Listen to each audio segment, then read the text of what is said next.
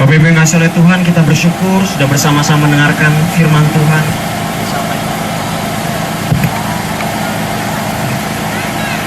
yang telah disampaikan oleh hambanya.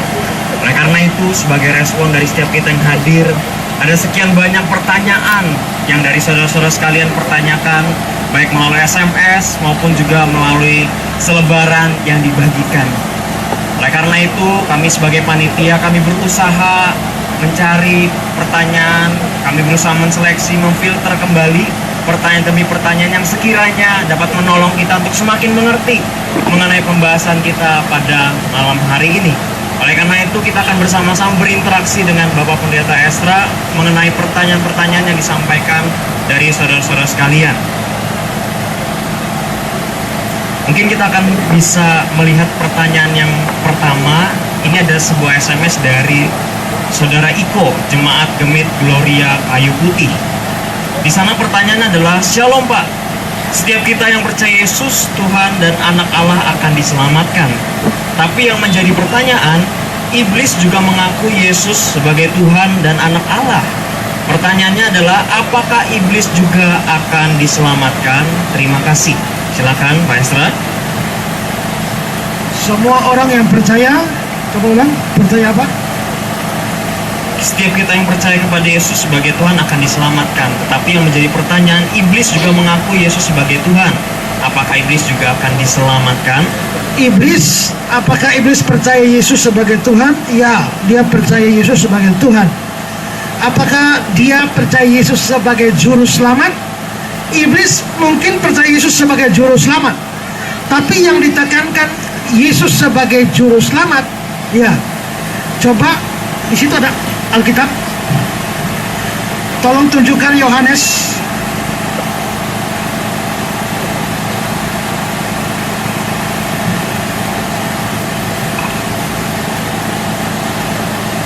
Yohanes 20 ayat yang ke-28. Yohanes 20 ayat yang ke-28. Ini pengakuan iman Thomas. Di hadapan Yesus, Thomas mengaku, "Ya Tuhanku dan Allahku." Jadi di sini sebenarnya kepercayaan orang Kristen bahwa Yesus itu adalah Tuhan, itu benar. Yesus itu adalah Allah, itu benar. Tapi lebih daripada itu, Yesus bukan hanya Tuhan, tapi mestinya adalah Tuhanku dan Allahku. Nah, apakah setan percaya Yesus Tuhan? Percaya. Tapi apakah setan bisa mengatakan bahwa Yesus itu Tuhanku? Apakah setan bisa percaya bahwa mengatakan Yesus itu Allahku? Saya kira tidak. Jadi dia percaya Yesus Tuhan? Ya. Dia percaya Yesus Allah? Ya. Tapi dia tidak pernah menjadikan Yesus menjadi Tuhannya pribadi atau Allahnya pribadi, apalagi juru selamatnya pribadi. Ingat, orang Kristen percaya Yesus Tuhan, Allah, juru selamat. Itu bukan hanya sekadar sesuatu pengakuan dari mulut, tapi itu mempunyai konsekuensi. Kita percaya Yesus itu Tuhanku. Kalau Yesus itu Tuhanku, berarti aku adalah hambanya. Kalau aku adalah hambanya, berarti aku taat kepada dia. Apakah setan taat kepada Yesus? Ternyata tidak. Kita percaya Yesus itu adalah Allah. Waktu kita percaya Yesus adalah Allahku, dia Allah, berarti saya ini adalah umatnya. Sebagai umatnya, saya mesti menyembah dia. Apakah setan menyembah Yesus? Tidak. Kita percaya Yesus itu juru selamatku. Apa artinya juru selamatku? Artinya adalah bahwa dia menyelamatkan atau menebus dosa-dosaku sehingga aku diselamatkan. Nah, apakah setan percaya Yesus juru selamat? Apalagi juru selamatku menurut setan? Tidak. Jadi dengan kata lain, pengakuan percayanya setan ini hanya pengetahuan dia saja, bahwa dia tahu bahwa Yesus Tuhan, dia tahu bahwa Yesus adalah Allah. Tapi menjadikan Yesus Tuhan dan Yesus Allah baginya secara pribadi itu tidak. Sehingga tidak bisa pengetahuan setan bahwa Yesus Tuhan dan Allah menyelamatkan dia. Lagi pula karya keselamatan di atas kayu salib itu dikerjakan Allah untuk manusia dan bukan untuk setan-setan atau iblis. Ya.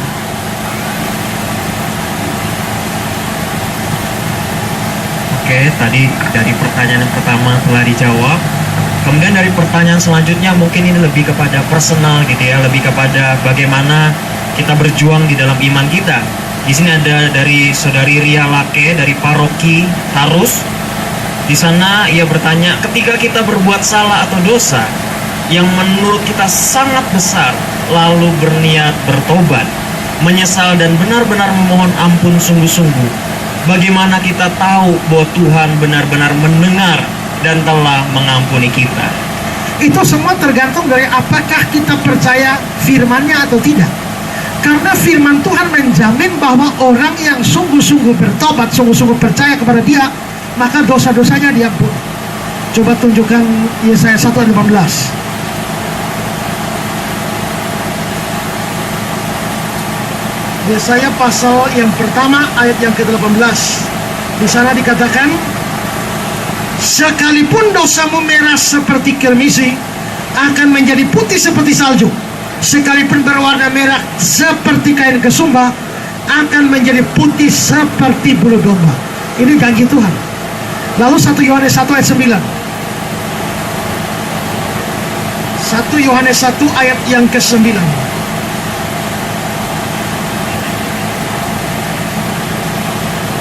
Jika kita mengaku dosa kita, maka Dia adalah setia dan adil, sehingga Dia akan mengampuni berapa banyak? Segala dosa kita, menyucikan kita dari segala kejahatan kita. Dua ayat ini adalah firman Tuhan. Nah, kalau firman Tuhan, pertanyaan ini adalah, kalau Tuhan berfirman, bisakah Tuhan berbohong? Tidak bisa. Kalau Tuhan tidak berbohong, artinya apa? Pada waktu kita sadar bahwa kita sungguh-sungguh percaya, sungguh-sungguh mengaku dosa kita, sungguh-sungguh memohon pengampunan atas dosa-dosa kita, kita mesti percaya Tuhan tidak mungkin bohong. Dan Tuhan yang tidak mungkin bohong itu telah berjanji di dalam firman-Nya, sekalipun dosamu merah seperti kirmisi, merah seperti kain kesumba, artinya sungguh-sungguh dosa yang besar. Dan 1 Yohanes ini, kalau kita mengaku, Dia akan ampuni, sucikan kita dari segala kesalahan kita. Dan karena itu, maka kita yang percaya melalui penebusan Kristus tidak akan dihukum lagi. Tunjukkan Roma 8 ayat 1. Roma pasal yang ke-8 ayat yang pertama. Demikian sekarang tidak ada penghukuman bagi mereka yang ada dalam Kristus. Mengapa tidak ada penghukuman bagi mereka yang ada dalam Kristus? Karena waktu kita beriman pada Kristus, semua dosa kita sudah ditangguhkan, sudah dipikul oleh Kristus. Lalu kita pikul apa lagi? Kalau 100% dosa kita sudah dipikul oleh Kristus sampai tuntas di atas kayu salib, ketika Dia mengatakan sudah selesai, berarti benar-benar selesai.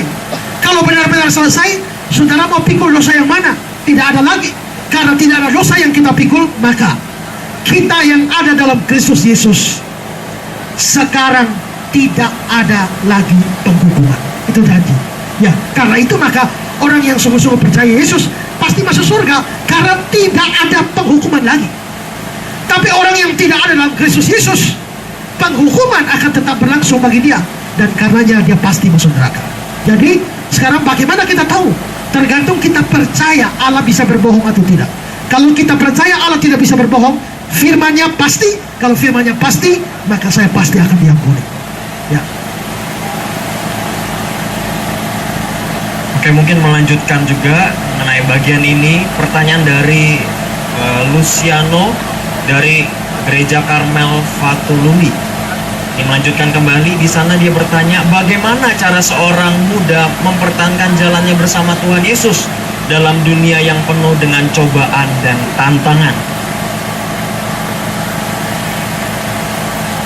Saudara, asumsinya adalah saudara sudah percaya Yesus.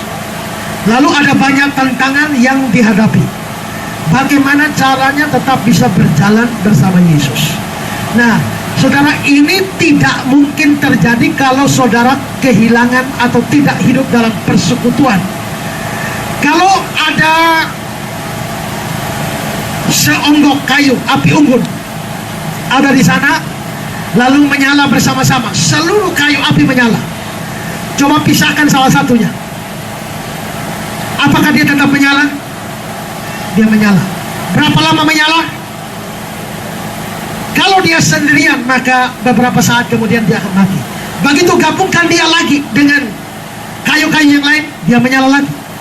Maka di sini persekutuan saling meneguhkan, menguatkan antara saudara-saudara seiman, itu penting. Coba tunjukkan Ibrani 10 ayat 25.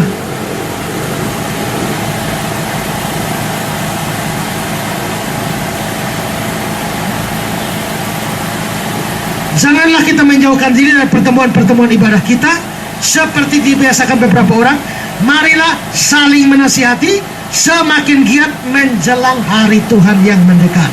Jadi pertemuan-pertemuan ibadah di mana di dalamnya ada saling menasihati, saling mendorong, saling menguatkan, saling meneguhkan, itu menentukan konsistensi kita di dalam pengiringan kita pada Tuhan.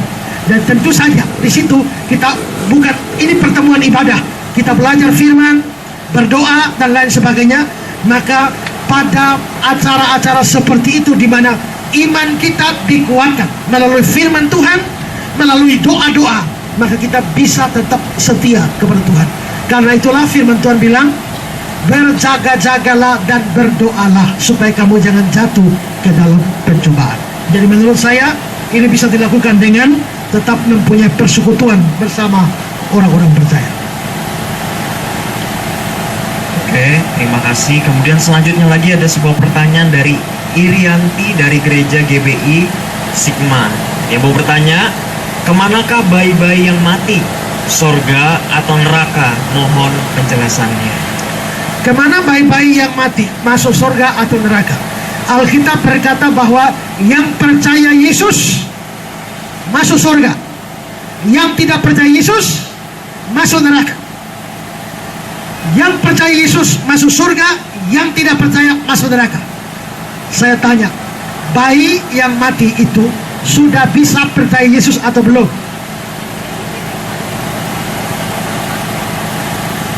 Belum ya? Kalau bayi itu belum bisa percaya Yesus, berarti menurut apa yang saya katakan tadi, dia belum bisa masuk surga. Tapi yang tidak percaya Yesus masuk neraka. Apakah bayi yang mati itu sudah bisa tidak percaya Yesus? Tidak juga. Kalau begitu dia tidak bisa masuk neraka. Kalau begitu bayi yang mati ini masuk surga atau masuk neraka? Kalau dia tidak bisa masuk surga karena belum bisa percaya, kalau dia tidak bisa masuk neraka karena belum bisa tidak percaya, masuk mana? Masalahnya tempatnya cuma dua. Tidak ada tempat lain selain surga dan neraka. Jadi kalau begitu bayi mati ini pasti kalau tidak ke surga ya ke neraka, kalau tidak neraka ke surga. Dan terus dia masuk mana? Baca Alkitab dari Kejadian sampai Wahyu, tidak ada ayat yang kasih tahu kita bayi mati masuk surga atau masuk neraka.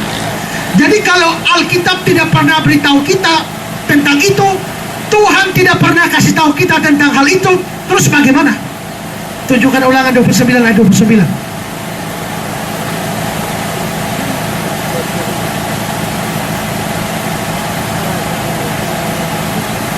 Ulangan 29 ayat 29. Hal-hal yang tersembunyi ialah bagi Tuhan Allah kita. Hal-hal yang dinyatakan ialah bagi kita, bagi anak-anak kita sampai selama-lamanya, supaya kita melakukan perkataan hukum Taurat. Hukum Taurat itu firman Tuhan. Jadi hal-hal yang dinyatakan kepada kita itu di dalam hukum Taurat ada firman Tuhan. Tapi masalahnya karena keselamatan bayi tidak pernah dinyatakan dalam kitab suci, maka berlaku bagian pertama, hal-hal yang tersembunyi ialah bagi Tuhan. Jadi biarlah keselamatan bayi mati masuk surga atau masuk neraka, kemana dia kita tidak tahu, kita serahkan pada Tuhan saja. Ya, jadi pertanyaannya, bayi yang mati itu masuk surga atau neraka? Jawabannya adalah tidak tahu. Karena firman Tuhan tidak pernah beritahu kita. Ada yang menganggap bahwa bayi mati akan jadi malaikat. Saya pernah hadir di acara kematian, teman saya punya anak jatuh di kolam dan mati.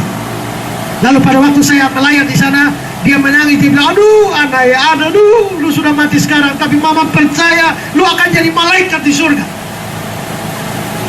Itu kepercayaan dari mana? Ayat kitab suci mana yang mengatakan anak bayi mati akan jadi malaikat? Tidak ada. Dan itu tahyul. Jadi jangan percaya itu. Ya. Jadi jawaban paling aman, anak bayi mati masuk surga atau neraka, kita tidak tahu karena kitab suci tidak pernah beritahu kita. Ya. Oke, kemudian pertanyaan yang lain lagi datang dari Ele, dari gereja Gemit Ebenezer Oeba. Saya dikatakan dalam kekristenan untuk selamat cukup percaya pada Yesus. Ini berbanding terbalik dengan agama-agama lain yang punya syarat-syarat atau ketentuan-ketentuan yang lain. Singkatnya, Kristen kok begitu mudah untuk masuk surga? Mohon penjelasannya. Kristen kok begitu mudah, hanya percaya Yesus itu selamat. Sekarang saya tanya ya,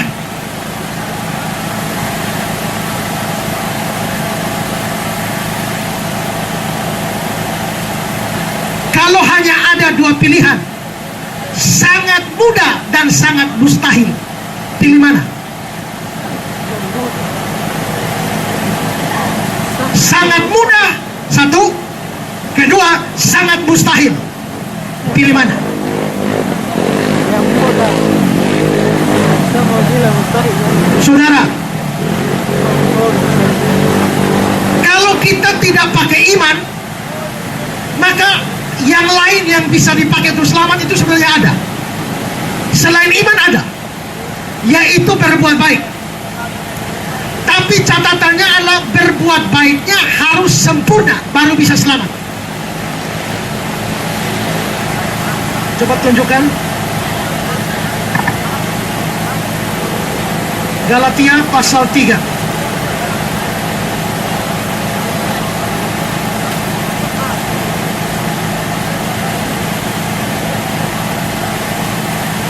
Galatia 3 ayat 10. Galatia 3 ayat 10 ini bicara soal kutuk ya. Karena semua orang yang hidup dari pekerjaan hukum Taurat berada di bawah kutuk. Sebab ada tertulis, terkutuklah orang yang tidak setia melakukan apa? Segala sesuatu yang tertulis dalam kitab hukum Taurat. Jadi kalau orang tidak melakukan segala sesuatu yang tertulis di dalam kitab suci, dia terkutuk. Kalau begitu kita balik, orang ini tidak akan terkutuk atau dia bisa selamat kalau dia melakukan segala sesuatu yang tertulis di dalam kitab hukum Taurat. Berarti orang bisa selamat asal dia taat firman Tuhan dari Kejadian sampai Wahyu, tidak boleh kurang satu. Siapa bisa? Dia mungkin sabar, tidak emosi, terlalu ramah. Dia bisa begitu, tapi yang lain dia dosa. Ini orang sabar, ramah, tidak pernah marah orang, tapi dia utang tidak bayar-bayar. Ini orang rajin gereja, rajin kasih persembahan persepuluhan, kolekte banyak, tapi dia kurang satu orang kolek sedikit, tiba-tiba dia memaki keluar dari mulut. Ini orang tidak pernah memaki, dia baik dengan orang, tidak pernah utang orang, tapi dia gereja hanya setahun satu kali saja. Lalu siapakah manusia di dunia yang taat 100% tidak kurang satu? Begitu kurang satu masuk neraka. Jadi apakah manusia bisa selamat buat dengan berbuat baik? Bisa, asal taat segala sesuatu. Sekarang kita tanya orang agama lain, apakah mereka bisa melakukan firman Tuhan? Bisa. Bisa lakukan semua, tidak kurang satu? Mustahil. Tak usah orang agama lain, orang Kristen pun tidak bisa taat semua, tidak kurang satu. Dengar baik-baik yang saya omong ini. Syarat masuk neraka adalah dosa satu.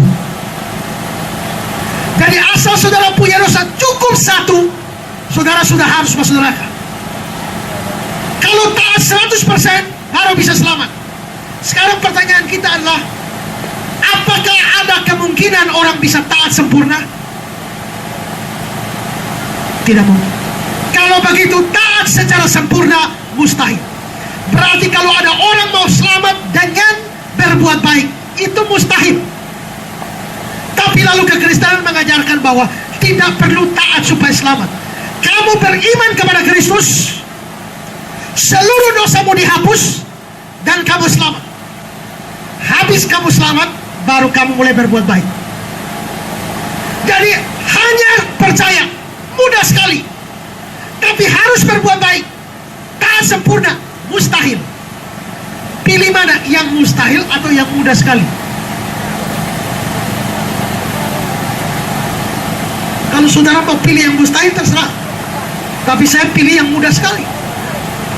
Saya pernah berdialog dengan seorang Islam di Facebook. Lalu dia bilang begini, orang Kristen ini orang yang terlalu cengeng atau terlalu harap gampang. Sedikit-sedikit selamat bergantung pada Yesus. Kalau saya yang berdosa, saya siap bertanggung jawab. Saya tidak perlu merengek-merengek minta Yesus selamatkan saya, tidak perlu. Saya yang berdosa, saya harus bertanggung jawab. Kalau saya harus masuk neraka, saya siap masuk neraka dengan lapang dada. Ya, kamu pikir neraka ada main-main? Saudara, Yesus saja, Alkitab berkata ketika dia di Taman Getsemani, dia berdoa dengan ketakutan. Kenapa dia takut? Apakah Yesus takut mati? Tidak. Dia tidak takut mati. Atau apa yang ditakutkan? Yang dia takutkan adalah murka Allah untuk orang berdosa yang sebentar lagi dia terima di atas kayu salib. Jikalau Yesus anak Allah saja sampai ketakutan dan bisa keluar keringat darah, siapakah ada orang yang berani lapang dada terima hukuman di neraka? Dia bilang dia terima dengan lapang dada, menurut saya dadanya akan bolong. Nah, lalu dia bilang bahwa saya siap bertanggung jawab, saya tidak akan merengek-rengek minta Yesus selamatkan saya. Kalau saya mau selamat, saya usaha sendiri daripada merengek-rengek. Saya jawab dia, saya bilang begini, kalau hal itu bisa saya lakukan, maka memang merengek-rengek itu adalah sesuatu yang buruk. Tapi yang itu saya mustahil lakukan, maka saya akan merengek-rengek minta diselamatkan. Saya beri contoh. Misalnya saya bisa masak, saya tahu cara memasak nasi. Saya tahu memasak nasi, tapi saya merengek-rengek, saudara, tolong saya, ayo masak buat saya, ayo masak nasi buat saya, masak sayur buat saya. Padahal saya bisa masak. Kalau saya bisa masak sendiri, kenapa mesti merengek-rengek minta dimasakkan oleh saudara? Tapi misalnya saya mesti berenang melewati lautan Atlantik. Pilih mana? Ada helikopter di situ yang bisa bawa saya dari seberang ke seberang. Tinggal saya minta, Pak pilot, tolong bawa saya naik helikopter Bapak dari sini ke sini. Saya minta. Atau saya mau bertanggung jawab, jadi saya berenang sendiri melewati lautan Atlantik. Pilih mana? Kalau berenang melewati lautan Atlantik itu sesuatu yang mustahil, maka memilih berenang melewati lautan Atlantik itu memang bodoh. Padahal ada helikopter yang bisa bawa. Cukup saudara percaya pada pilot. Minta pilot itu bawa saudara. Pilot itu bawa. Maka adalah sesuatu yang bodoh kalau ada yang gratis dan lebih mudah, tapi memilih yang mustahil. Karena itu saudara, maka jangan bilang keselamatan dalam Kristen itu sesuatu yang murahan. Tidak, terlalu mahal, terlalu berat. Tapi yang beratnya sudah dipikul oleh Kristus. Sisa yang ringannya, yang enaknya, yang hanya bagian kamu adalah percaya, titik. Jadi kalau agama lain mau berbuat baik untuk selamat, terserah. Tapi catatannya, taatlah 100%, 90% taat masuk neraka. 95% taat, tidak taat 5% masuk neraka. 99,9% taat, 0,1 tidak taat masuk neraka. Mau pilih ikut itu, atau pilih beriman pada Yesus dan dijamin 100% masuk surga dan selamat. Mereka berbuat baik supaya selamat. Kalau kita selamat dulu baru berbuat baik. Itu bedanya kekristenan dengan agama lain. Jadi kalau ditawarkan pada saya pada dua hal itu, saya hanya ajukan pilih yang sangat mudah atau pilih yang sangat mustahil. Seluruh agama lain mereka sementara menempuh jalan yang mustahil, tapi kekristenan jalan yang sangat mudah. Pilih mana? Saudara pikir sendiri. Ya. Oke, selanjutnya pertanyaan dari Max Vio dari Gemit Shalom. Ini cukup banyak pertanyaannya, tapi saya hanya akan memilih satu dari sekian banyak pertanyaan. Di sana pertanyaannya adalah, apakah orang zaman perjanjian lama selamat oleh penebusan Yesus atau karena ketaatan melakukan hukum Taurat? Prinsipnya berlaku ya. Prinsipnya berlaku baik dari PL maupun PB. Tapi memang di dalam PL itu kelihatannya disuruh untuk taat dengan janji selamat. Kalau kamu taat, kamu selamat. Tapi akibat dari itu adalah Tuhan memberikan peraturan yang banyak sekali. Tujuan Tuhan apa? Tujuan Tuhan bukan supaya mereka bisa taat dan selamat. Tidak. Tujuan Tuhan supaya mereka sadar bahwa mereka tidak bisa taat dengan, tidak bisa selamat melalui ketaatan mereka. Karena hukum Tuhan yang banyak pada saat mereka taat ini bolong di sini, taat ini bolong di sini, taat ini bolong di sini, sampai akhirnya, saudara, mereka menjadi frustrasi dan putus asa bahwa selamat tidak bisa dengan ketaatan mereka. Setelah sampai titik itu, Tuhan baru berikan, nyatakan secara perlahan-lahan keselamatan yang dari Tuhan itu melalui apa. Jadi memang di dalam perjanjian lama kalau kita baca ayat-ayat memang ada janji-janji. Kalau kamu taat, kamu selamat. Kalau kamu melakukan firman Tuhan, kamu selamat. Tapi itu sesuatu yang mustahil. Nah, jadi prinsipnya adalah bahwa di dalam perjanjian lama orang tetap selamat karena iman kepada Kristus. Tapi bagaimana orang bisa selamat pada Kristus kalau mereka sendiri, Yesus sendiri belum lahir? Nah, saudara lihat ya, Yesus memang belum lahir, tapi janji tentang kedatangan Yesus itu sudah diberikan sejak sejak manusia pertama, Adam dan Hawa jatuh dalam dosa. Coba tunjukkan Kejadian 3:15. Kejadian pasal 3 ayat yang ke-15.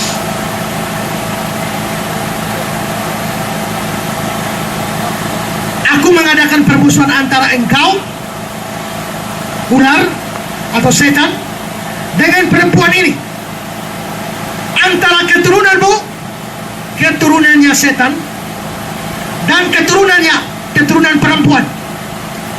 Keturunannya akan meremukan kepalamu, keturunan perempuan itu akan meremukan kepalamu, kepala setan, dan engkau setan akan meremukan tumitnya, tumit keturunannya. Saudara, para teolog menyebut ini sebagai the Gospel of Genesis. Injil, bahasa Yunani adalah Evangelion. Itu artinya kabar baik. Nah, ini kabar baik di dalam kitab Kejadian, bahwa akan ada keturunan perempuan yang akan meremukan kepala setan. Karena itu maka ini disebut sebagai the Gospel of Genesis, Injil Kejadian, atau di dalam bahasa Latinnya disebut Proto-Evangelium, Injil yang pertama. Jadi Injil yang pertama itu sudah muncul di Kejadian 3 ayat 15, sesaat setelah Adam dan Hawa jatuh dalam dosa. Dan ini artinya apa? Di sini ada janji tentang keturunan perempuan yang akan meremukan kepala setan. Lalu setelah itu kita bisa lihat ada janji kepada Abraham, Ishak, Yakub, dan seterusnya. Nabi-nabi diberikan janji tentang kedatangan Yesus. Yesusnya belum lahir, ada janji. Yesusnya lahir di sini. Waktu Yesus lahir di sini, lalu dia hidup di sini. Simon Petrus, Andreas, lain-lain Thomas percaya di sini. Terus sampai 2000 tahun zaman kita. Nah, saudara-saudara, intinya orang diselamatkan harus percaya Yesus. Tapi karena Yesusnya di sini ada kendala historis, Yesusnya belum lahir, maka jenis kepercayaan pada Yesusnya arahnya itu berbeda. Orang-orang dalam perjanjian lama harus percaya Yesus, tapi mereka harus percaya pada Yesus yang akan datang.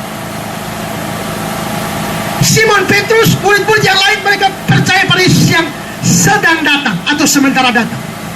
Tapi kita yang hidup 2000 tahun setelah itu, sekarang ini, kita beriman kepada Yesus yang sudah datang.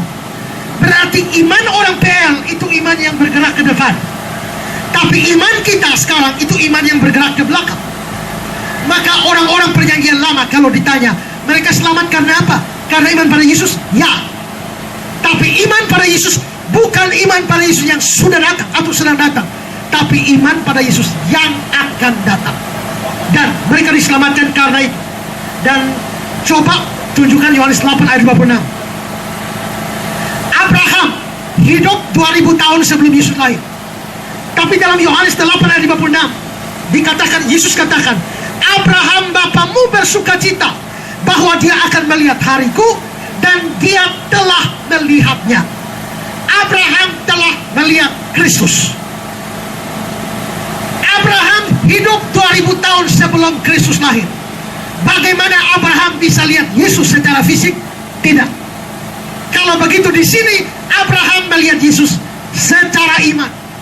Abraham percaya Yesus yang akan datang. Karena itu Abraham diselamatkan. Sekarang coba tunjukkan Ibrani 11 ayat 26.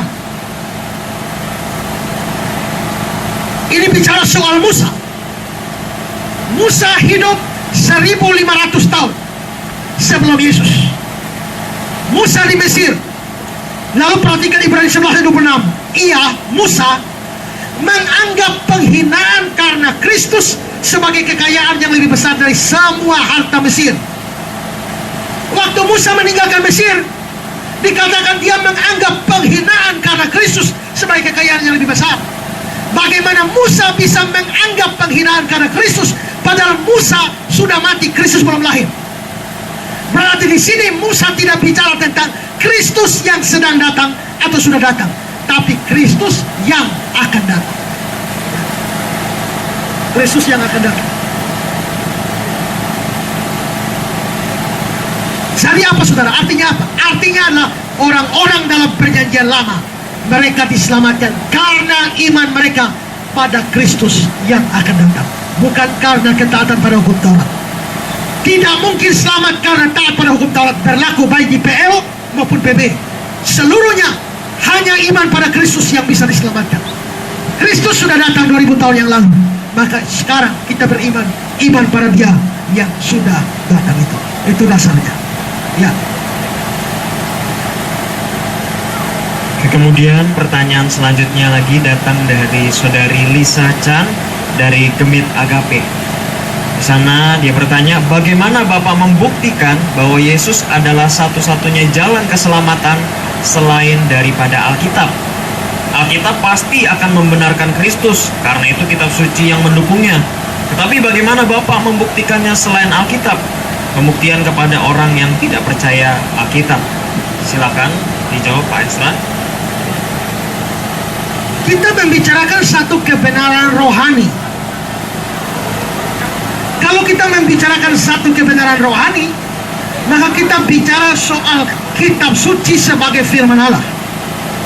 Dan wewenang kita mengajar itu dari firman Allah. Coba tunjukkan 2 Timotius 3 ayat 16.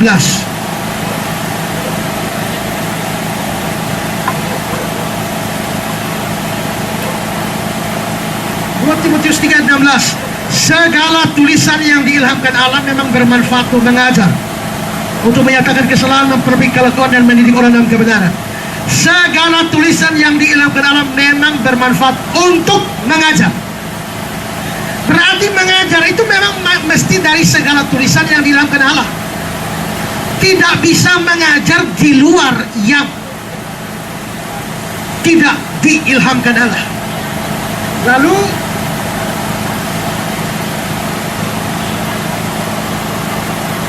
coba tunjukkan juga Yesaya 8. Yesaya 8 ayat 20. Yesaya 8 ayat 20. Carilah pengajaran dan kesaksian. Siapa yang tidak berbicara sesuai perkataan itu, baginya tidak terbit fajar. Kesaksian dan pengajaran dari firman Tuhan. Siapa tidak bicara dari itu, baginya tidak terbit fajar. Jadi memang ini kita bicara firman Tuhan, kebenaran rohani, maka dasarnya mesti dari firman Tuhan. Nah, kalau dikatakan begini, bagaimana kita membuktikan bagi orang yang tidak percaya Alkitab bahwa Yesus satu-satunya jalan? Nah, kalau itu kita bicara seperti itu, maka ini bicara soal kita tidak bisa mendatangi orang tidak percaya langsung berkata bahwa Yesus satu-satunya jalan. Tidak. Maka di sini kita lagi berusaha memberitakan Injil.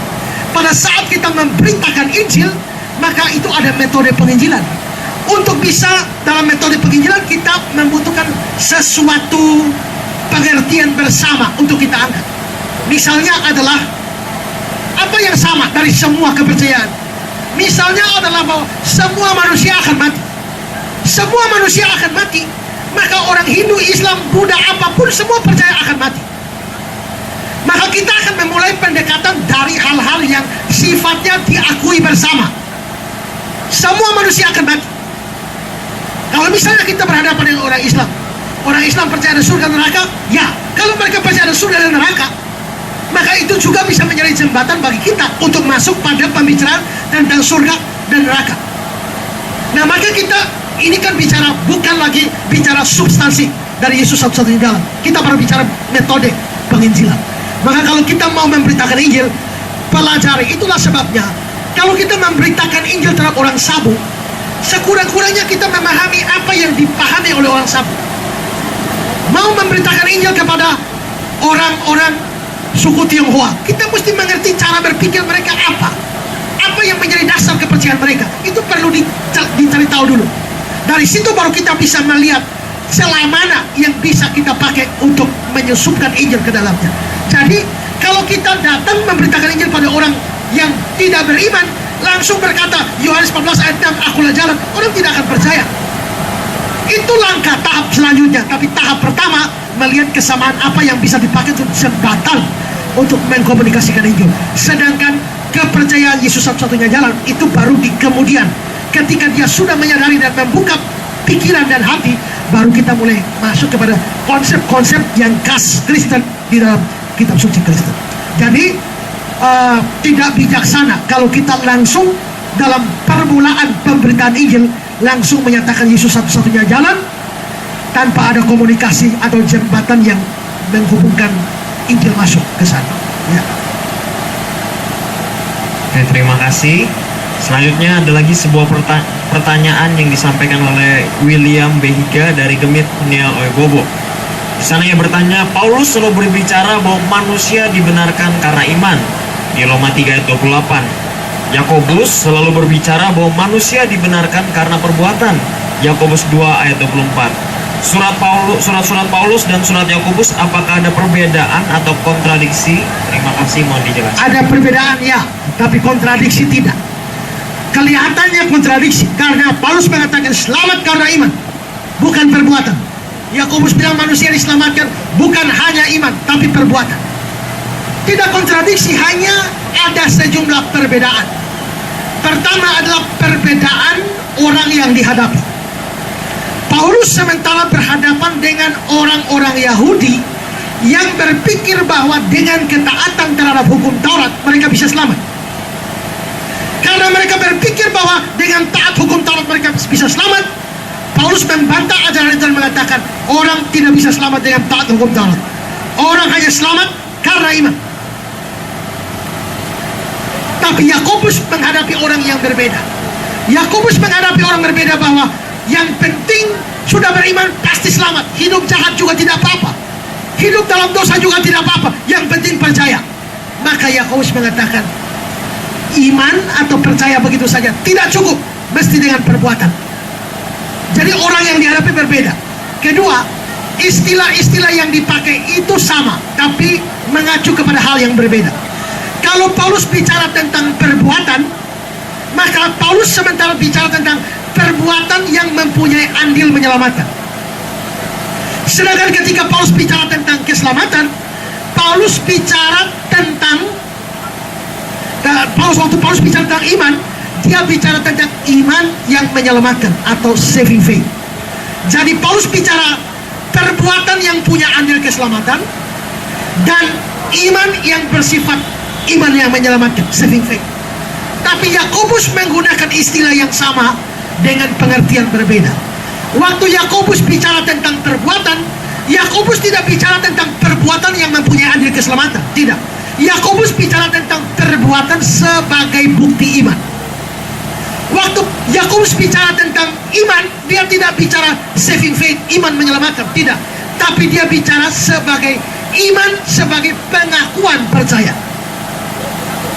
Jadi maksudnya begini, untuk selamat masuk surga tidak perlu berbuat apa-apa, cukup beriman. Itu Paulus.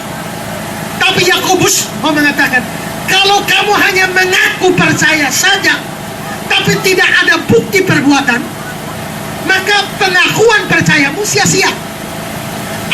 Dari mana orang tahu bahwa kamu sungguh-sungguh beriman? Harus ada perbuatan. Mengapa? Waktu kamu percaya pada Yesus, kamu dapat Roh Kudus. Kalau kamu sudah dapat Roh Kudus pasti akan bekerja menghasilkan buah roh. Kalau ada buah roh dalam hidupmu, pasti melahirkan perbuatan baik. Kalau tidak ada perbuatan baik dalam dirimu, artinya tidak ada buah roh. Kalau tidak ada buah roh, artinya Roh Kudus tidak ada dalam kamu. Kalau Roh Kudus tidak ada dalam kamu, artinya kamu belum sungguh-sungguh percaya. Jadi kamu bukan orang percaya sungguh-sungguh, kamu hanya mengaku percaya padahal belum percaya. Jadi di sini Yakobus tidak bicara tentang perbuatan dan iman seperti yang dibicarakan Paulus. Mereka bicara hal-hal yang berbeda, hanya mempergunakan istilah yang sama saja. Jadi tidak ada kontradiksi, hanya ada perbedaan. Ya.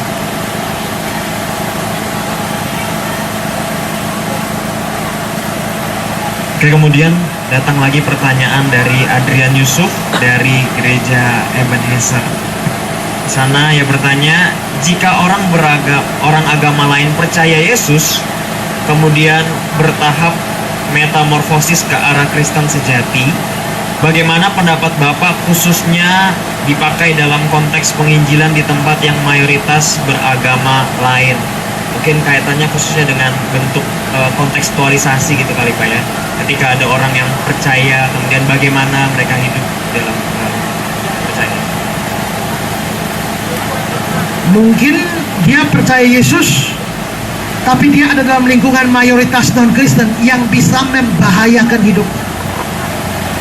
Jadi dia mau percaya Yesus, tapi belum jadi Kristen. Jadi dia bertahap menjadi Kristen. Atau untuk sementara dia menjadi Kristen sembunyi-sembunyi. Di sini Tuhan kita harus ingat apa yang Tuhan Yesus katakan, bahwa barang siapa malu mengakui aku di depan manusia, aku juga malu mengakui dia di depan Bapa. Tapi saudara, kalau dia menjadi Kristen sembunyi-sembunyi, dia orang beriman tapi sembunyi-sembunyi, saya teringat kata-kata dari William Barclay. William Barclay bilang, jikalau ada orang yang mau beriman pada Kristus tapi mau sembunyi-sembunyi, hanya ada dua kemungkinan. Pada akhirnya imannya menghancurkan persembunyiannya, pertama. Atau kedua, pada akhirnya persembunyiannya menghancurkan imannya. Kalau dia memang sungguh-sungguh Kristen sejati, beriman secara benar, menurut saya pada akhirnya imannya akan menghancurkan persembunyiannya, sehingga ada titik di mana dia sungguh-sungguh mengaku Yesus Kristus sebagai Tuhan dan Juru Selamat. Tapi kalau itu tidak pernah terjadi, saya tidak percaya itu iman yang sungguh-sungguh. Jadi memang mungkin butuh waktu untuk bisa sampai pada pengakuan kepada umum bahwa dia sungguh-sungguh percaya Yesus. Itu butuh waktu bisa. Tapi kalau sampai dia bersembunyi tanpa karena ketakutan, tanpa pernah ada kesempatan untuk mengakui iman secara sungguh-sungguh sampai mati, saya meragukan imannya seperti itu.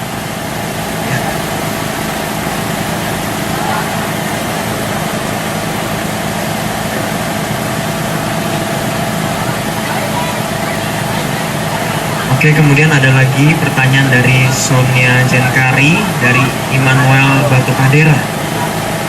Sana pertanyaannya, Bapak Pendeta, tolong jelaskan firman Tuhan bilang kalau nanti Tuhan Yesus datang kedua kali baru adanya penghakiman, yang jahat masuk neraka, yang benar masuk sorga.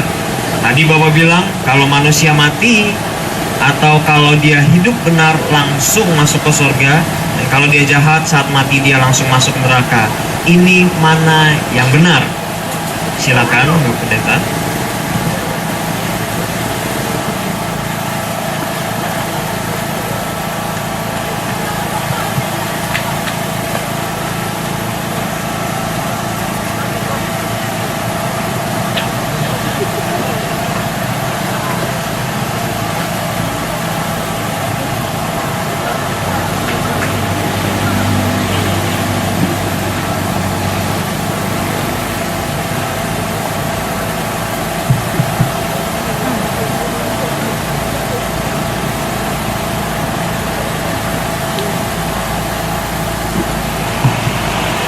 Ya, tadi saya mengatakan bahwa orang mati langsung masuk surga, langsung masuk neraka.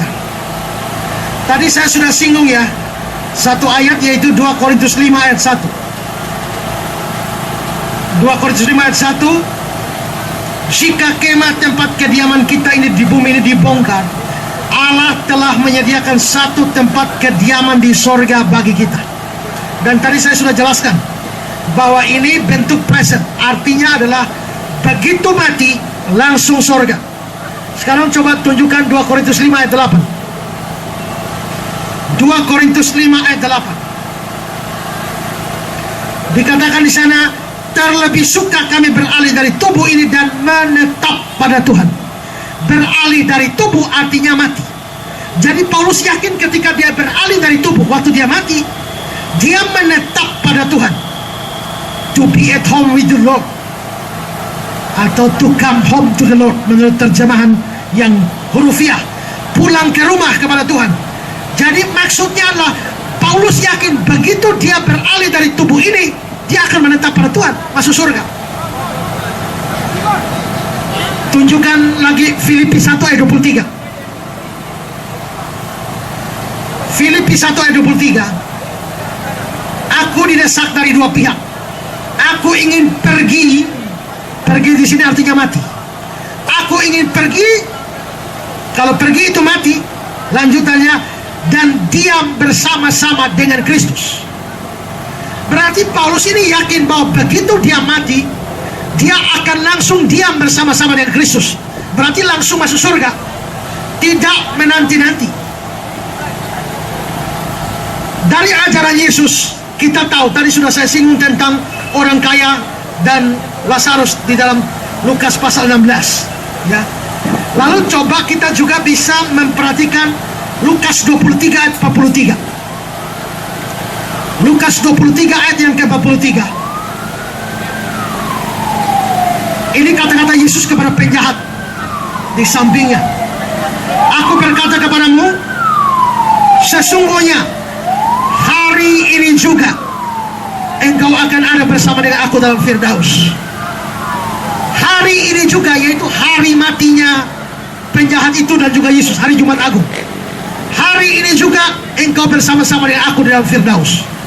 Kata Firdaus ini dalam bahasa Yunani-nya adalah paradisos. Dari kata paradisos ini menurunkan kata bahasa Inggris paradise, yang artinya sorga. Jadi penjahat di samping Yesus itu hari dia mati juga, dia langsung ke sorga bersama-sama dengan Yesus. Nah, jadi saudara, apa artinya? Artinya adalah bahwa Alkitab berkata semua orang yang mati, orang percaya mati, itu langsung masuk ke surga. Tunjukkan lagi Kisah 7 ayat yang ke-59. Kisah Rasul 7 ayat yang ke-59. Ini Stefanus. Stefanus dilempar mau mati. Sedang mereka melemparinya, Stefanus berdoa, katanya, ya Tuhan Yesus, terimalah rohku. Kalau Tuhan Yesus terima rohnya Stefanus, Tuhan Yesusnya di surga, roh Stefanus diterima di mana? Pasti di surga. Tidak bisa roh Stefanus diterima di tempat lain. Yudas, kitab Yudas ayat 7.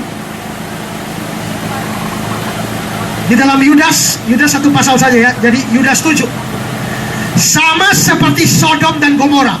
Sodom dan Gomora ini orang perjanjian lama ya. Sama seperti Sodom dan Gomora dan kota-kota sekitarnya yang dengan cara yang sama melakukan percabulan dan mengejar kepuasan yang tak wajar, telah menanggung siksaan api kekal. Orang Sodom dan Gomora telah menanggung siksaan api yang kekal. Mereka orang perjanjian lama, tapi pada waktu Yudas di abad pertama menulis surat Yudas, orang Sodom dan Gomora sudah di neraka.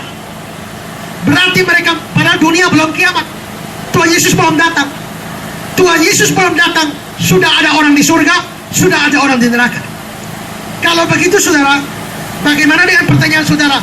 Bukankah kita percaya bahwa Yesus datang baru dia menghakimi orang yang hidup dan yang mati? Begini saudara, penghakiman itu ada dua. Penghakiman yang pertama disebut adalah penghakiman individu. Penghakiman individu ini yang dibicarakan dalam Ibrani 9 ayat 27. Coba tunjukkan Ibrani 9 ayat yang ke-27.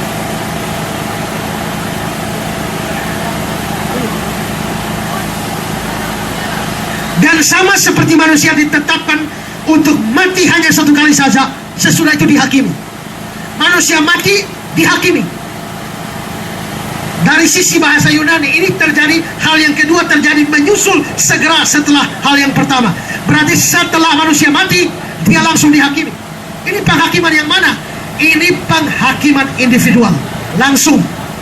Tapi penghakiman pada waktu Tuhan Yesus datang kedua kali, itu penghakiman massal. Jadi ada dua penghakiman, tapi ada beda. Penghakiman pertama yang masuk surga dan neraka itu hanya jiwa atau roh, tubuh belum. Kalau kita lihat orang kaya dan Lazarus, orang kaya itu mati lalu dikubur, berarti mayatnya, tubuhnya ada di kuburan, tapi jiwanya sudah ada di neraka. Berarti yang masuk surga dan neraka setelah mati itu baru jiwa atau roh, tubuhnya belum. Tubuhnya tunggu di kuburan sampai Tuhan Yesus datang. Karenanya kita punya pengakuan iman rasuli, Yesus Kristus akan datang menghakimi yang hidup dan yang mati. Aku percaya kebangkitan tubuh atau kebangkitan orang mati. Jadi waktu Yesus, sekarang orang mati, jiwanya sudah langsung surga atau langsung neraka, tubuhnya belum. Waktu Yesus datang kali kedua, terjadi kebangkitan tubuh. Tubuh-tubuh dibangkitkan, lalu dimasukkan ke dalam penghakiman akhir zaman.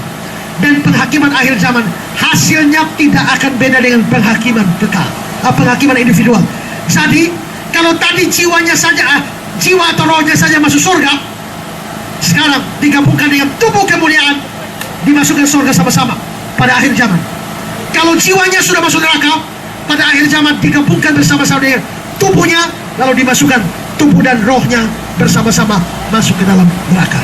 Jadi ada penghakiman individual, ada penghakiman massal pada akhir zaman. Yang saya bilang tadi adalah penghakiman individual. Ya. Oke, terima kasih. Selanjutnya lagi pertanyaan yang diberikan oleh Ella Ati dari Gereja Katolik. Di sana pertanyaannya adalah, di sini dia memberikan sebuah pernyataan, agama tidak menyelamatkan iman saya. Nah, pertanyaannya, apakah saya mencari Tuhan itu pindah agama? Jadi berkaitan, apakah kalau pindah agama itu justru menjadi penghalang gitu ya untuk kita percaya kepada Tuhan? Silakan. Masalahnya agama yang satu dengan agama yang lain mempunyai kepercayaan yang berbeda. Kalau saya pindah agama, artinya saya menganut apa yang dipercaya oleh agama itu. Lalu bagaimana saya, misalnya saya dari Kristen, lalu saya pindah ke agama Islam, sedangkan kepercayaan kita di dalam kitab suci, firman Allah mengatakan Yesus satu-satunya jalan, Dia Tuhan dan Juru Selamat. Waktu saudara pindah ke Islam, Islam tidak percaya Yesus sebagai Juru Selamat. Lalu bagaimana saudara bisa diselamatkan dengan hal itu? Atau sebaliknya, mungkin orang dari agama lain, Dia cukup percaya pada Yesus, tidak perlu pindah agama Kristen. Kalau dia di dalam agama yang lainnya, lalu dia percaya Yesus, tapi dia tidak menjadi Kristen, waktu dia di dalam agama yang lama, apa yang dia lakukan di sana? Kalau dia tetap mengikuti semua ritual agamanya, bagaimana orang bisa percaya Yesus? Di sini kita percaya Yesus, di sini katakanlah percaya yang lain. Bagaimana dia mengaku dia percaya Yesus, tapi pada saat yang sama dia tetap di dalam praktek-praktek kepercayaan yang lain, yang bahkan itu adalah dosa menurut kepercayaan Kristen. Bagi saya tidak mungkin. Kalau untuk sementara waktu, seperti yang tadi pertanyaan, itu memungkinkan. Kalau dalam pergumulan, pada akhirnya dia akan mengambil keputusan menjadi seorang Kristen. Tapi kalau seorang mengaku percaya kepada Kristus, tapi dia tetap di dalam agamanya yang lama sampai mati dan tetap melakukan semua ritual agama lamanya, tapi mengaku percaya Yesus, menurut saya itu omong kosong. Itu bukan iman yang sungguh-sungguh. Kembali kata-kata Barclay, kalau bukan imannya menghancurkan persembunyiannya, persembunyiannya akan menghancurkan imannya. Jadi bagi saya, orang yang sungguh-sungguh percaya Yesus, tidak bisa tidak, dia pada akhirnya akan menjadi Kristen. Kemudian pertanyaan yang lain dari Rizal Sanar yang menanyakan, mengapa ada agama lain yang tidak percaya Yesus? Apakah itu rencana Tuhan atau pilihan mereka sendiri? Tergantung dari mana kita lihat. Kalau kita melihatnya dari kacamata providensi Allah, maka memang tidak ada sesuatu yang kebetulan di dunia ini. Apapun yang terjadi di kolong langit ini, semua ditetapkan oleh Tuhan dari kacamata providensi Allah. Tapi kalau kita bicara secara manusia, maka memang providensi Allah pun tidak membuang kebebasan manusia. Allah menetapkan, manusia tetap memilih langkah-langkahnya, ya. Allah menetapkan langkah-langkah orang. Manusia bisa menimbang-nimbang dalam hatinya, tapi langkah orang ditentukan oleh Tuhan. Manusia menimbang-nimbang artinya kebebasannya ada, pilihannya ada, tapi langkah orang ditentukan oleh Tuhan, berarti ketetapan Tuhan juga ada. Alkitab mengajarkan dua hal ini bersama-sama. Di satu sisi Allah berdaulat menetapkan segala sesuatu, di sisi lain manusia tidak dijadikan seperti robot yang hanya disetel dengan remote control lalu melakukan apa yang Allah mau. Tidak. Allah tetapkan segala sesuatu, tapi manusia secara bebas memilih langkah-langkahnya. Tapi dalam kebebasannya dia melakukan seperti yang Allah tetapkan. Yudas Iskariot ditetapkan untuk menjadi pengkhianat bagi Yesus. Tapi kalau memang Allah menetapkan Yudas sebagai pengkhianat, mengapa Yudasnya mesti dipersalahkan? Karena waktu Yudas berkhianat pada Yesus, dia menjual Yesus bukan supaya kehendak Allah tergenapi, tapi dia memutuskan langkahnya dengan alasan-alasan dia tersendiri. Maka manusia tetap bertanggung jawab. Jadi tergantung dari mana dilihat. Jadi apakah itu ketetapan Allah atau pilihan kehendak bebas manusia? Dua-dua. Karena Allah tetapkan tidak pernah membuat manusia tidak bebas. Bahwa manusia bebas memilih tidak berarti Allah tidak tetapkan.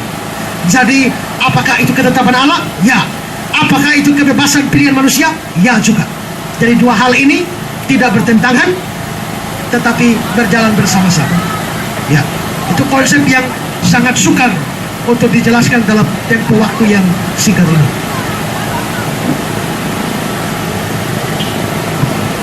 Oke, kemudian ada pertanyaan lagi dari Edward Duka, asal gerejanya adalah Gemit Immanuel Batu Kadera. Pertanyaannya adalah, kalau Bapa turun dalam dunia dalam Kristus, apakah tahta di surga kosong? Waktu Tuhan Yesus berseru, Eli, Eli lama sabachthani, apakah Bapa dan Yesus berbeda pribadi? Apakah arti keesaan? Apakah, gimana coba kalimat pertamanya? Yang pertama adalah, kalau Bapa turun ke dalam dunia melalui Kristus, apakah tahta? Stop di situ. Yang bilang Bapa turun ke dunia dalam Kristus itu siapa? Bapa tidak pernah turun jadi manusia, tidak. Ingat, kepercayaan Kristen itu kan Tritunggal. Itu tiga pribadi berbeda, Bapa, Anak, dan Roh Kudus. Bapa bukan anak, anak bukan Roh Kudus bukan Bapa. Itu pribadi yang berbeda. Jadi Bapa dan Anak itu lain. Yang menjadi manusia yang kita rayakan di Natal itu bukan Bapa turun jadi manusia, tidak. Tapi pribadi kedua, yaitu Sang Anak, itu yang turun jadi manusia. Waktu dia jadi manusia diberi nama Yesus. Nah, karena itu maka waktu dia turun, surga tidak kosong. Nah, kalau Yesus adalah Allah, Allah mempunyai satu sifat. Sifatnya Allah tidak berubah. Kalau Allah tidak berubah, maka Allah tidak pernah bisa menjadi bukan Allah. Allah tidak bisa menjadi stop jadi Allah, tidak pernah pensiun jadi Allah. Jadi sekali Allah, tetap Allah. Maka waktu Allah jadi manusia, apakah dia berhenti jadi Allah? Tidak, dia tetap Allah. Karena dia waktu jadi manusia dia tetap Allah, maka sifat Allahnya itu tidak hilang. Salah satu sifat Allah adalah maha hadir atau maha ada di mana-mana. Karena Yesus tetap Allah, tidak hilang kealahannya, maka sifat maha adanya itu tetap ada. Maka sekarang coba tunjukkan Yohanes 1 ayat 1. Yohanes 1 ayat 1, pada mulanya Firman bersama-sama dengan Allah. Firman itu adalah Allah. Firman di sini adalah Sang Logos, itu adalah Yesus. Berarti Yesus itu, Sang Logos itu bersama-sama dengan Allah. Dia sama-sama Allah, di sini adalah Bapa. Jadi dia sama-sama dengan Bapa. Itu Yohanes 1 ayat 1. Sekarang lihat ayat 18, ayat yang ke-14. Ayat 14. Firman itu telah menjadi manusia. Tadi sama-sama dengan Bapa di sorga. Sekarang dia turun jadi manusia. Ayat 17. Sekarang ayat 18. Ayat 18. Tidak seorang pun yang pernah melihat Allah, tapi Anak Tunggal Allah yang ada di pangkuan Bapa. Ayat 1 bersama-sama dengan Bapa. Ayat 14 dan turun jadi manusia. Ayat 18 masih ada di pangkuan Bapa. Bagaimana dia sama-sama dengan Bapa lalu tinggalkan surga turun dari manusia, tapi bisa ayat 18 masih ada di pangkuan Bapa. Maka di sini John Calvin mengatakan bahwa Anak Allah meninggalkan surga dengan cara sedemikian rupa tanpa meninggalkan surga. Anak Allah meninggalkan surga tanpa meninggalkan surga. Mengapa bisa begitu? Karena dia Allah dan maha hadir. Jadi adalah salah kalau kita menganggap bahwa waktu Yesus datang, Sang Anak datang jadi manusia, surganya kosong. Tidak, dia Allah, dia tetap maha ada. Selain itu ada Bapa dan Roh Kudus, sehingga surga tidak kosong. Pada waktu dia berseru, Eli, Eli lama sabatani, dia bicara dengan pribadi Bapa. Jadi itu pribadi yang lain. Pada waktu dia dibaptis, ada suara, inilah anakku yang kukasihi. Berarti itu adalah pribadi yang lain. Jadi Bapa bukan Yesus, Yesus bukan Bapa. Karena itu hati-hati menyanyi atau berdoa. Kalau saudara berdoa, ya Bapa, terima kasih karena Engkau telah mati bagiku. Salah. Bapa tidak pernah mati bagi saudara. Yang mati adalah Yesus. Oh, terima kasih Bapa karena Engkau telah mencurahkan darahmu. Salah. Bapa tidak pernah curahkan darah dan tidak punya darah. Yang punya darah Yesus karena jadi manusia. Yesus juga bukan Roh Kudus. Dulu ada lagu bilang begini, Yesus Engkau Roh Kudus yang turun ke bumi. Yesus Engkau Roh Kudus yang turun ke bumi. Yang bikin lagu itu salah, tidak mengerti doktrin Tritunggal. Yesus bukan Roh Kudus. Roh Kudus itu lain pribadi, Yesus itu lain pribadi. Ya, jadi Tritunggal, tiga pribadi, hakikatnya satu, tapi pribadinya berbeda. Ya. Oke, kita lanjut lagi dari pertanyaan Saudari Juwita dari GBI. Sana yang bertanya dalam Kisah Para Rasul 16 ayat 31 dikatakan jika dalam satu rumah ada satu orang yang percaya Yesus, maka seisi rumah akan selamat. Apakah itu benar arti secara harfiah bahwa satu orang dapat mewakili sekeluarganya? Tunjukkan Kisah 16 ayat 31. Percayalah kepada Tuhan Yesus Kristus dan engkau akan selamat, engkau dan seisi rumahmu. Ayat ini kalau dibaca sekilas kelihatannya satu orang di rumah itu kalau percaya Yesus semua yang lain yang tidak percaya juga akan selamat. Itu salah. Ayat ini artinya apa? Artinya begini, coba perhatikan baik-baik. Percayalah kepada Tuhan Yesus Kristus, engkau akan selamat. Percaya Yesus Kristus akan selamat. Percaya Yesus, selamat. Percaya Yesus, selamat. Itu berlaku bagi siapa? Itu berlaku bagimu maupun seisi rumahmu. Artinya apa? Artinya seisi rumahmu juga harus percaya pada Yesus dan selamat seperti engkau. Jadi bukan berarti satu orang mewakili satu keluarga. Selamat itu tergantung pribadi. Jadi percayalah kepada Tuhan Yesus Kristus, engkau akan selamat.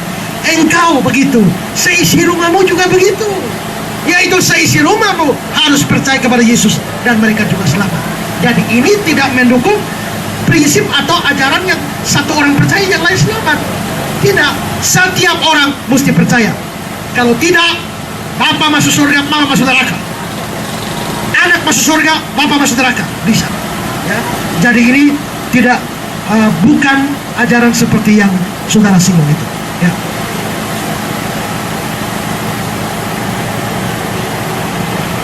Oke, ini juga pertanyaan datang dari Joni dari Gereja Ebenezer Tarus. Di saya pertanyaan diberikan, mau minta penjelasan soal ada ayat yang bilang neraka tempat yang paling gelap dari yang gelap. Contohnya adalah Matius 8 ayat 12.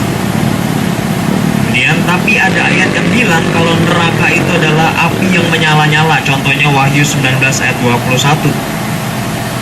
Wahyu 19 ayat 20. Apakah ayat-ayat ini tidak berkontradiksi, Pak? Mohon penjelasannya. Kalau saudara pahami neraka itu secara hurufiah, ayat-ayat secara hurufiah, memang akan bertentangan. Kenapa? Bagaimana mungkin neraka itu lautan api kok bisa gelap? Mestinya kalau api kan terang. Kalau ada gelap, bagaimana bisa apinya kok ada api tapi tetap gelap? Itu kalau dipahami hurufiah. Tapi saudara, di sini ayat-ayat itu tidak bermakna hurufiah. Ayat-ayat itu hanya mengandung makna simbolik. Kalau Alkitab bicara di dalam neraka itu ada lautan api yang bernyala-nyala, itu simbol dari suatu penderitaan yang hebat, seperti orang dibakar. Jadi apakah di neraka itu betul-betul ada api seperti api kita? Tidak. Itu bahasa simbol bahwa ada penderitaan hebat di neraka seperti api, seperti orang ada dalam lautan api yang membakar. Tapi kalau kegelapan yang paling gelap, itu juga simbol dari penderitaan apa? Ini diambil dari kebiasaan pemerintah Roma kalau memenjarakan orang. Untuk penjahat-penjahat kelas berat, pemerintah Roma membuat penjara bagi mereka di bawah tanah, dan penjara itu ditutup sedemikian rupa sehingga tidak ada cahaya yang masuk. Orang tidak bisa bedakan lagi mana pagi, siang, sore, malam. Semua terasa malam. Dan orang dimasukkan situ biasanya gila, frustrasi tingkat tinggi sampai gila karena tidak ada cahaya sama sekali. Nah, gambaran itu yang diangkat bahwa di neraka itu ada kegelapan yang paling gelap, seolah-olah masuk neraka itu seperti masuk penjaranya Romawi, bahkan lebih hebat lagi. Tidak ada terang, maka orang akan merasa frustrasi, bahkan mau gila di sana selama-lamanya. Jadi ayat-ayat itu adalah bermakna simbolik. Satu, menekankan tekanan yang begitu hebat seperti penjara Roma. Satu, seperti dibakar dalam api yang begitu hebat. Nah, kalau dihurufiahkan bertentangan, karena kalau ada api mestinya tidak ada gelap. Nah, tapi karena ini tidak bermakna hurufiah, maka ini bermakna simbolik, maka tidak ada yang bertentangan di sini. Ya. Oke, kemudian pertanyaan lagi dari Feby dari GBI Sikumana. Ini pertanyaan berkaitan dengan orang-orang yang setelah mati. Karena banyak orang percaya yang katanya kalau arwah orang mati itu masih bergentayangan. Kalau saya boleh tambahkan lagi, mungkin bisa ada keluarga yang muncul tiba-tiba gitu ya kepada keluarganya yang lain yang masih hidup di dunia ini. Kira-kira respon dari Pak Ezra sendiri seperti apa? Saya persilakan. Orang mati, kalau saya katakan tadi, orang mati sementara tubuhnya di kuburan, jiwa atau rohnya sudah masuk surga, masuk neraka. Lalu yang gentayangan itu siapa? Arwah jiwa rohnya sudah masuk neraka, tidak bisa keluar. Si orang kaya minta supaya Lazarus dikeluarkan dari surga. Bapak Abraham, suruh Lazarus keluar, kasih tahu saudaraku. Abraham bilang tidak bisa. Roh orang sudah masuk surga, tidak keluar lagi, masuk neraka tidak keluar lagi. Nah, terus yang gentayangan itu siapa? Sekarang coba tunjukkan Ayub pasal yang ke-7 ayat 9 dan 10. Ayub 7, 9, 10. Sebagaimana awan lenyap dan melayang hilang, demikian juga orang yang turun ke dalam dunia orang mati tidak akan muncul kembali. Dia tidak lagi kembali ke rumahnya dan tidak dikenal lagi di tempat tinggalnya. Orang sudah mati tidak muncul lagi. Sekarang Pengkhotbah 9 ayat 5 dan 6. Pengkhotbah 9 ayat yang ke-5, ayat yang ke-6. Karena orang-orang hidup tahu bahwa mereka akan mati, tapi orang mati tidak tahu apa-apa. Tak ada upah lagi bagi mereka, bahkan kenangan pada mereka sudah lenyap.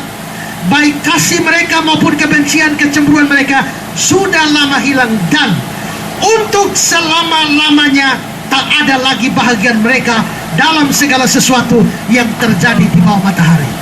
Untuk yang sudah mati tidak ada lagi bahagian mereka untuk segala sesuatu yang terjadi di bawah matahari.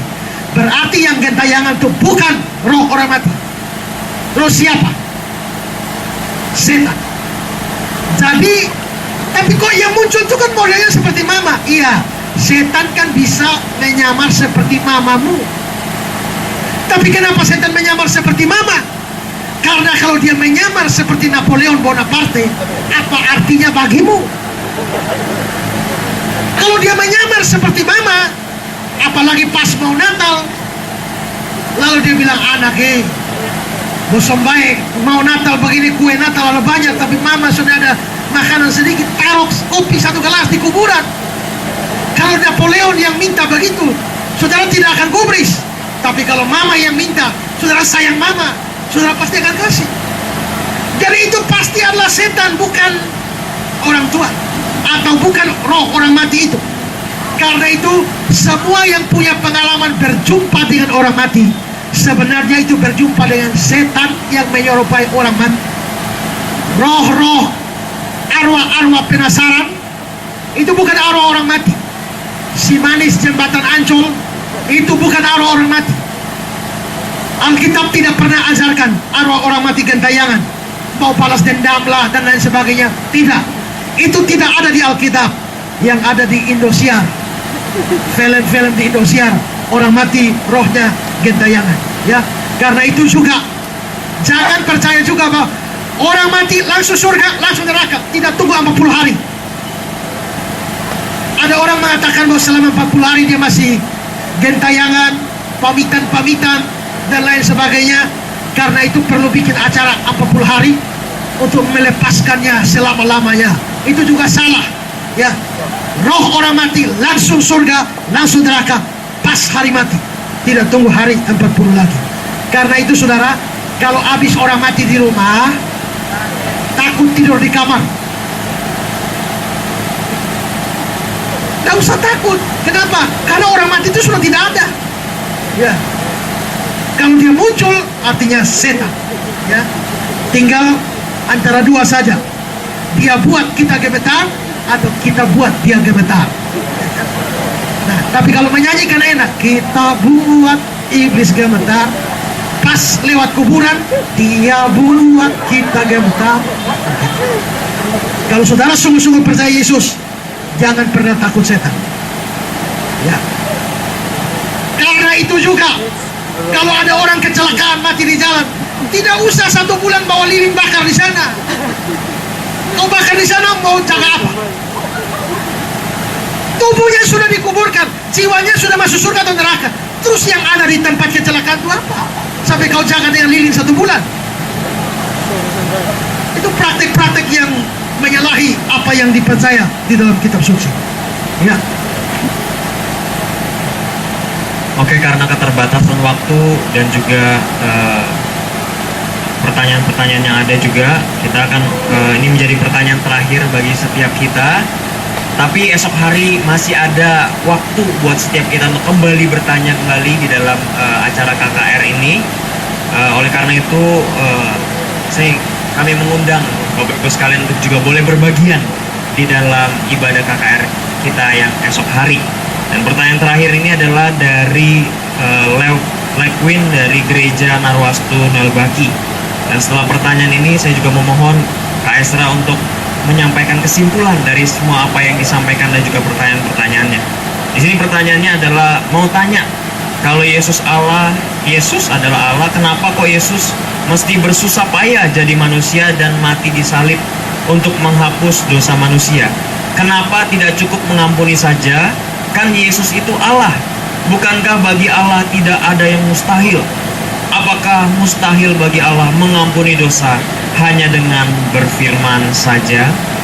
Kalau saya jawab pertanyaan ini, berarti besok saya tidak khotbah lagi. Karena itu yang akan saya bahas besok. Jadi, yang bertanya mesti datang besok. Dan besok saya akan jelaskan itu, menjawab itu, dan besok nanti saya khotbah singkat supaya lebih banyak tanya jawab. Ya. Jadi yang malam ini pertanyaannya belum terjawab, nanti besok bisa kita ada waktu lebih banyak untuk menjawab pertanyaannya. Ya. Jadi termasuk pertanyaan ini akan saya bahas pada besok hari. Mengapa hanya Yesus? Ya. Baik, jadi saudara, malam ini kita mendengar Yesus satu-satunya jalan. Saudara harus percaya itu, terima itu, dan jangan terpengaruh dengan ajaran apapun, baik yang pluralis maupun yang inklusif, yang mengatakan semua agama bisa menyelamatkan, atau Yesus juga menyelamatkan orang-orang agama lain yang tidak percaya pada Dia pun selamat. Itu ajaran sesat, ajaran palsu. Siapapun yang mengajarkan itu adalah guru palsu atau nabi palsu, para penyesat. Jangan percaya itu, percaya kepada yang dikatakan kitab suci. Baik, itu saja dari saya. Saya serahkan kembali pada petugas untuk menutup acara.